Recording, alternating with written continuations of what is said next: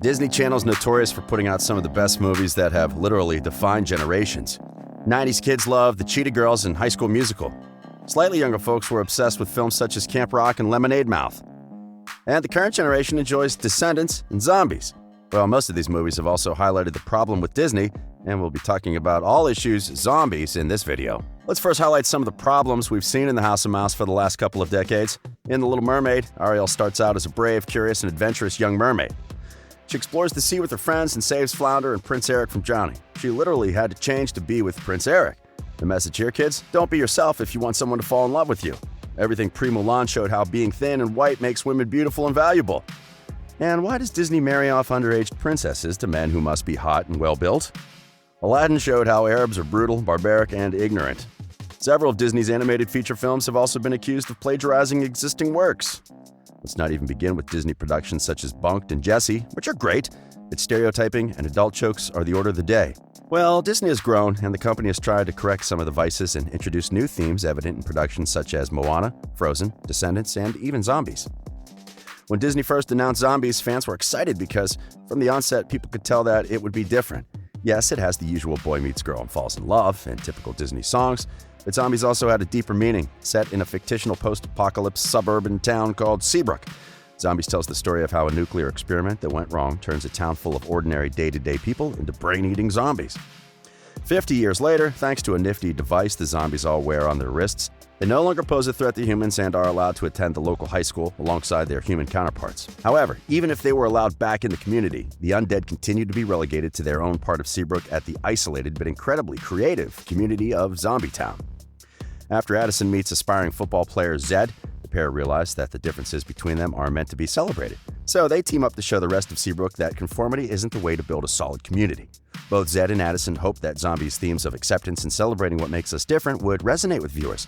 The forbidden love notion instilled by the movies allowed the audience to see a new perspective of how interracial dating was perceived during the time of the civil rights movements. Zombies is basically a Disney movie about a community where teens inspire positive change by resisting prejudice and finding common ground when their high school integrates humans and zombies. It offers a fresh perspective of how prejudice has worked in our society and how, in the past, it has dominated the United States throughout the last century. The movie teaches millennials and Generation Zs the importance of the history of the United States' constant struggle for the unity of all people. Teenage zombies are finally able to cross the wall with some restrictions applied to them and attend human school. This resembles Brown versus Board of Education, when the Supreme Court ruled segregation in public schools unconstitutional and first allowed blacks to attend all-white schools. Beyond the most obvious struggle for Zed and Addison's relationship to be accepted lies the matter of Addison's inner turmoil over her own secret. As Addison wrestles with subjecting herself to judgment in an effort to do what's right, she reminds viewers of the importance of self-acceptance and positive self-esteem. Sounds like something you would want your kids to watch, right? So, what could be so problematic about a movie that has so much to teach, not just kids, but adults as well? Well, most people have complained about the problematic depiction of racism in the movie. The movie appears to take place in a post-racism, post-homophobia society where a gay cheerleader is the most popular boy in school, and non-white characters don't seem to experience any racialized aggression. The zombies in this case are the stand-in for the oppressed. When black people first attended white schools, there was still segregation in their classrooms and cafeterias, with the school supplies and opportunities that were offered. The zombies in the movie face the same challenges when they are placed in a basement and given a janitor who is unqualified to teach them instead of having the opportunity to sit in class with the rest of the humans. You probably noticed that when Zed attempted to water a flower, it is shown that Zombie Town actually has no running water. Later in the movie, one of the zombies is actually sadistically threatened by a police officer because, yes, zombies experience police brutality. The movie is some sort of comparison to the history of African Americans who came to the U.S. as slaves. They did nothing wrong and did not deserve that treatment, and when they were freed, they were still treated poorly on so many levels. However, this is not the case with the zombies in the movie. Zombies used to be brain eaters, and they were a threat to humanity. The backstory is that zombies used to be dangerous, so historically normal people are justified in their fear of them and in their attempts to control them. In reality, the black people were not a danger to humanity, so the depiction here is just, well, problematic. The film is vaguely suggesting that discrimination against the other is actually usually historically justifiable, but they have now changed and don't deserve to be discriminated against. Zombies also have a wristband that controls their amount of zombie-ness, and playing with the bands is dangerous. This whole part really had viewers confused. So we are supposed to believe it is okay that governments exert control over some populations because they're dangerous, but not others? Also, the fact that it was possible to easily alter the bands was just weird. It's like saying that racism is a switch that can be turned and off and adjusted depending on the situation. In addition, a lot of what Zed tries to achieve in the film is normalizing zombies into normal people's lives and activities. He desperately wants to join the football team, and once he becomes a hero of the football team, he gets more privileges for all zombies like cafeteria and music lessons. That is very problematic because it highlights how the minority always aspire to get what the powerful, dominant majority have, rather than resisting it and influencing them with their culture.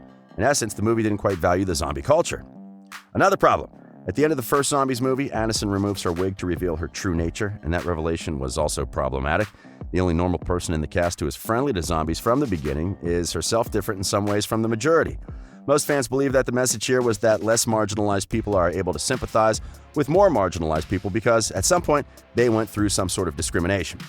You see how this beats the logic of the whole movie, right? The community was supposed to accept the zombies, but the one person who accepted them wasn't even really part of the community. In the sequel, the story picks up with Addison completing her exciting and competitive season at cheer camp, and Zed is preoccupied with his plan to ask her to prom, Seabrook High School's shrimp-themed prom. However, the newly found peace between humans and zombies is quickly interrupted by the arrival of werewolves, including pack leader Willa, her brother Wyatt, and their friend Winter. What makes it all the more interesting is that Zed, despite all that he faced in the original movie, is having a difficult time accepting the new kids in town. Through this new race of monsters, we learn that the town was built on a magical rock and the wolves were forced off their land long before the zombies were created and had the resources taken from them. The werewolves are the group of people that were there long before the town and was forced off their land and had their magic stolen from them in order to power the town. Think Columbus meeting the Native Americans. Zombies 2 also tackles the same problems of acceptance and prejudice, and in the end, the characters agree to coexist. Zombies 2 serves as an interesting take on intersectionality and how victims of prejudices often carry their own bias toward another group or community. While the first film dealt with zombies trying to fit into the world of humans, showing them that they deserve acceptance like anybody else, and as Zed says, they're not monsters. The second one shows a world where zombies and humans are finally living in harmony, but just when things feel like they have changed. The werewolves enter Seabrook from the Forbidden Forest to look for their moonstone. Zed struggles with his own prejudice and insecurities, while Addison tries to find a place for herself as her fate entwines with the werewolves. And just like the first time, Addison is the first one to accept the new community. Zed and Addison's young love appeared to be in doubt after he stole a necklace that Addison thought would reveal her true self as a werewolf. However, it all worked out in the end after Zed apologized and realized he was being a bit of a jerk toward the werewolves. Later that night, a mysterious meteorite crashes into Seabrook, causing Addison's radio to turn on and wake her up. She says "weird" as her hair starts glowing bright blue. The ending of Zombies 2 left us with so many questions like, is there another species that will be seen in Zombies 3 that were all brought down from the meteor? Will that species finally be the answer to Addison's unique hair color? If it is another species, what was the point of bringing in the werewolves in the first place? With that being said, we doubt whether Zombies will be canceled. In fact, we have more than enough reasons to believe that it will be renewed for another installment. Much like the Descendants series, Zombies has proven to be a winning blend of music and fantasy, and it would be a shame for Disney to let such a successful movie go. When it first premiered, over 10.3 million viewers watched it within 3 days, making Zombies the studio's most viewed film since Descendants 2. If Disney Channel chooses to continue the story of Zedison, then fans could expect to have to wait until 2022. Zombies aired in February of 2018, and Zombies 2 premiered in February 14, 2020 in the US. If Disney wants to stick to a February air date, then February 2021 seems too soon, unless the movie starts production soon. So February 2022 looks to be the likeliest air date for Zombies 3. However, if we consider that most productions for 2020 have been pushed, then we could be looking at a 2023 release date for Zombies 3. We can expect to see all the cast back for the third movie if Disney Channel decides to make one. So that includes Milo Manheim as Zed, Meg Donnelly as Addison, Trevor Torchman as Bucky, Chandler Keeney as Willa, Kingston Foster as Zoe, Carla Jeffrey as Bree, and Paul Hopkins as Dale. Of course, there is the possibility that Disney could add another group of people to the mix, so we should also expect to see new faces. Both the Zombies films are Disney Channel original movies. They're both directed by Paul Hohn, with a screenplay written by David Light and Joseph Rosso. Light and Rosso also wrote Zombies vs. Cheerleaders, on which the original film is based. When the third part of Zombies is announced, it would make sense for the three to collaborate once again. There was also the meteor hitting Seabrook, suggesting that Zombies 3 could introduce alien life to Seabrook. Either that, or Addison goes on to realize that she is somehow the great alpha for the werewolves. We don't know whether Zombies 3 will have problematic depictions, but we want to see what Disney will do with the third installment. So what are your thoughts about Disney's Zombies? Let us know in the comments section below. This has been Riveted.